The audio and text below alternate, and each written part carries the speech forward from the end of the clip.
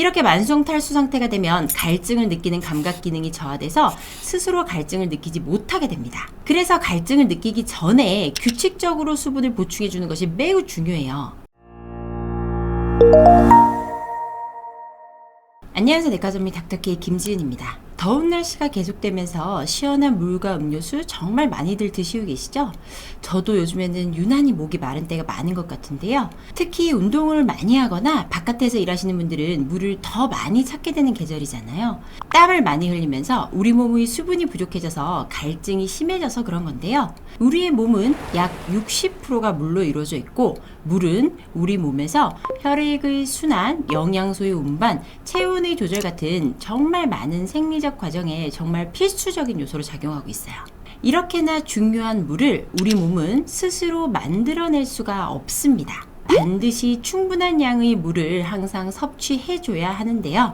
많은 분들이 갈증을 느끼실 때만 물을 드시는 경우가 많잖아요. 사실 물은 이렇게 갈증 날 때뿐 아니라 평소에도 충분히 섭취를 해줘야 해요.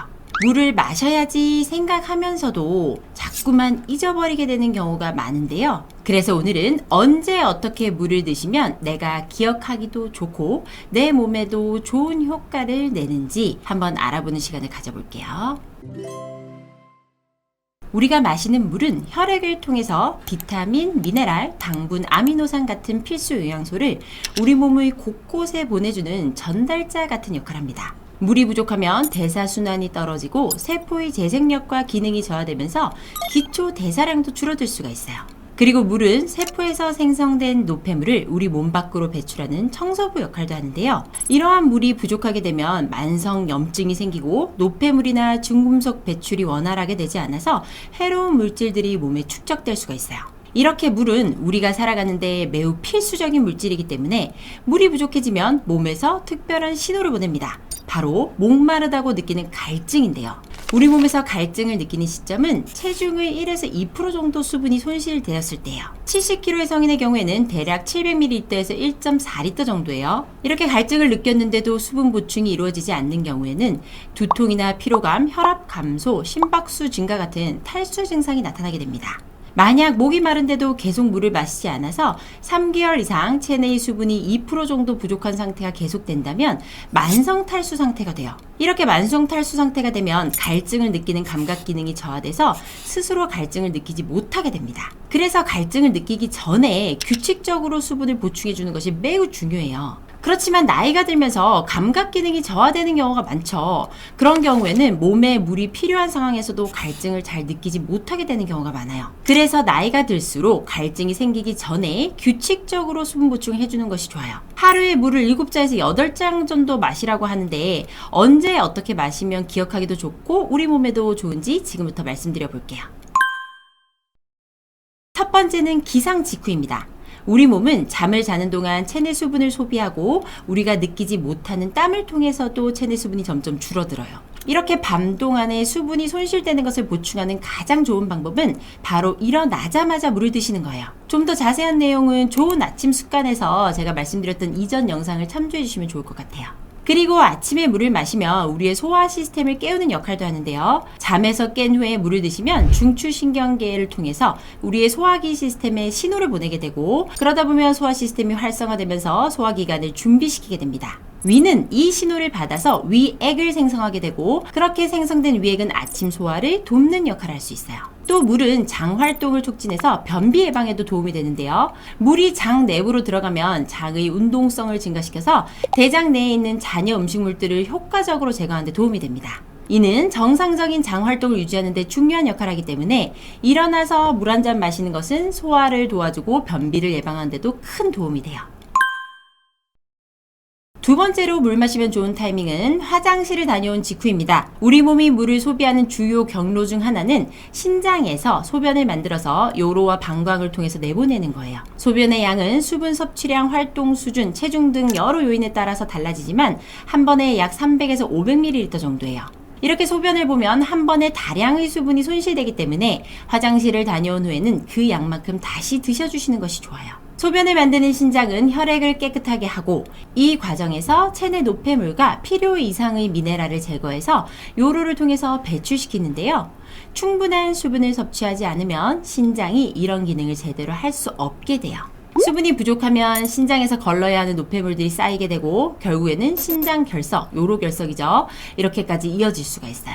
그래서 화장실을 방문한 후에 물을 마시면 우리 몸이 소변으로 잃은 수분을 보충함과 동시에 신장 기능을 유지하고 신장까지 보호해줄 수 있습니다.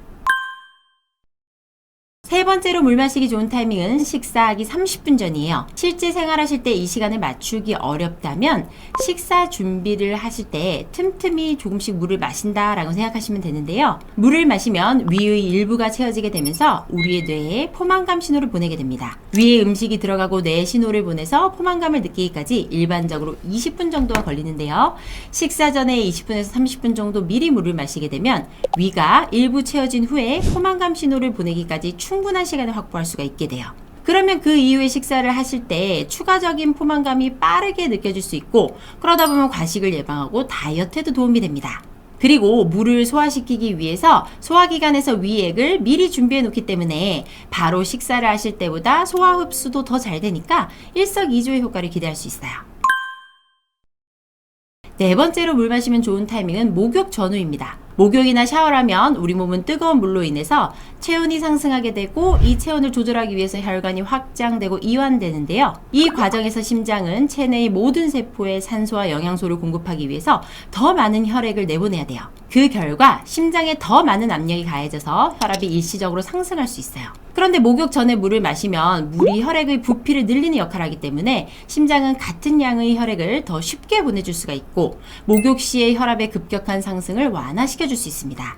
그리고 샤워를 하면서 발생하는 수분 손실을 보충하는 데도 도움을 주는데요. 샤워를 할 때 몸은 적정 체온을 유지하려고 눈에 보이지 않는 땀으로 수분을 잃고 샤워 시 사용하는 비누로 유분층이 일시적으로 약화되면서 피부를 통해서 수분이 증발하는 현상이 일어납니다. 이것을 경표피 수분 손실이라고 얘기하는데요. 그래서 목욕을 한 이후에 피부가 건조하고 가렵다는 사람도 있다는 거죠. 그런데 목욕 후에 물 한 잔을 마시게 되면 이러한 수분 균형을 유지하고 피부 건강을 유지하는 데도 도움이 됩니다. 자, 그리고 다섯 번째로 물 먹기 좋은 타이밍이에요. 자기 전에 물을 드시는 건데요. 적절한 수분 섭취는 자는 동안 여러 혈관성 질환의 위험을 줄일 수가 있어요. 수분이 부족해서 혈액이 농축되면 심장은 같은 양의 산소와 영양소를 체내에 공급하기 위해서 더 높은 압력으로 수축해야 하는데요. 물은 혈액을 희석시켜서 혈전 형성을 방해하기 때문에 수면 중에 뇌졸중이나 심근경색 같은 질병의 위험을 줄일 수가 있어요. 밤에 너무 많은 양의 물을 마실 경우에는 자다가 깨서 화장실에 가야 하는 문제를 일으킬 수 있어요. 이것은 수면을 방해하기 때문에 밤에 자주 화장실을 가는 문제를 겪고 있는 전립선 비대증이나 요실금이 있는 환자분들은 주의하시고 밤에 먹는 물량은 조절을 해주셔야 합니다. 오늘 말씀드린 내용을 정리해 볼게요. 첫 번째, 아침에 일어나서 한 컵. 두 번째, 화장실 다녀온 한 컵. 세 번째, 식사 30분 전에 한 컵. 네 번째, 샤워 전후 한 컵. 다섯 번째, 자기 전 한 컵. 자, 이렇게 기억하고 드시면 하루에 성인에게 권장되는 물 7, 8컵 정도는 충분히 드실 수 있으실 거예요. 새로운 행동이 습관이 되기까지 대략 한 달 정도가 걸린다고 합니다. 습관이 될 때까지 매일 노력하는 것이 중요해요. 그리고 지금처럼 더운 여름철에는 땀을 통한 수분 배출까지 있기 때문에 하루에 한두 컵 이상은 꼭 물을 더 드시는 것이 좋아요. 그리고 날씨 탓에 차가운 커피나 음료수를 드시는 분들도 많은데 커피는 우리 몸에서 수분을 밖으로 내보내는 이뇨작용을 하기 때문에 커피를 드시고 나면 오히려 최소 2배 이상의 수분 섭취를 따로 해주셔야 하신다는 점 잊지 말아주세요. 그리고 음료수에는 당분이나 색소, 첨가물 등이 있으니까 많은 양을 먹으면 당연히 좋진 않겠죠. 결국에는 그냥 일반 물이 제일 좋고 물을 그냥 생으로 먹는 게 너무 힘들다면 보리차나 둥글레차 같은 첨가물이 없고 카페인이 없는 차를 선택해서 드시는 것이 몸에 좋습니다. 자, 오늘 영상 보시고 물 한 잔 더 채우고 건강 한번 더 채워주시면 좋으실 것 같아요. 오늘 보신 영상이 마음에 들면 구독, 좋아요, 알림 설정 부탁드릴게요. 감사합니다. 내과 전문의 닥터 K 김지은이었습니다.